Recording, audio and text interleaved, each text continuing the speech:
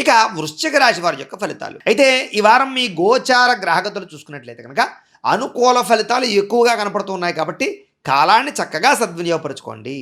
ముఖ్యంగా భూముల రూపంలో కానీ బంగారం రూపంలో కానీ ఇలాంటి వాటిలో పెట్టేటటువంటి ఎటువంటి పెట్టుబడులైనా సరే చాలా వృద్ధవుతున్నాయి కాబట్టి చక్కగా మీరు డబ్బులు ఇన్వెస్ట్మెంట్లు మంచి ప్రదేశాల్లో చేయొచ్చు, లేదా మంచి వాళ్ళకి డబ్బులు ఇవ్వచ్చు, లేదా సరైన డాక్యుమెంట్స్ సరైనటువంటి ప్రూఫ్స్ ఉంటే మాత్రమే అప్పు ఇవ్వడానికి ప్రయత్నం చేయడం తప్ప ఎవరు పడితే వాళ్ళకి అప్పులు ఇచ్చినట్లయితే నష్టపోతారు. అలాగే క్రయ విక్రయాలు జరిపేటప్పుడు లావాదేవీలు జరిపేటప్పుడు రాతకోతల యందు సంతకాల యందు అగ్రిమెంట్ కుదుర్చుకునేటప్పుడు లేదా రిజిస్ట్రేషన్లు చేసుకునేటటువంటి సమయాలు ఇలాంటి సమయాల్లో చాలా ఎక్కువ జాగ్రత్తలు తీసుకోవాల్సినటువంటి అవసరం మీకు కనపడుతోంది.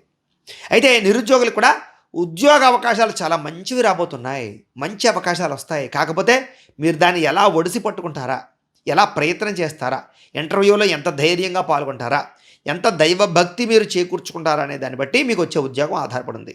ముఖ్యంగా విదేశాలు ఉండే వారు కూడా చక్కని ఉద్యోగ అవకాశాలు బ్రహ్మాండంగా కనపడుతున్నాయి కాబట్టి కాన్సన్ట్రేషన్ చేయండి.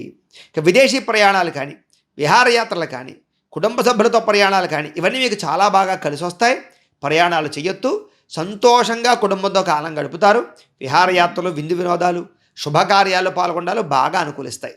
ఎవరికైనా ఇంట్లో వివాహాలు జరగకపోయినా వివాహ సంబంధాలు చూస్తూ ఉన్నా, మీ పిల్లలకి ఏదైనా పెళ్ళిళ్ళు చేయాలనుకున్నా, శుభకార్యాల కోసం ప్రయత్నం చేస్తూ ఉన్నా దిగ్విజయంగా ఆ పనులు మీకు పూర్తవుతాయని చెప్పచ్చు.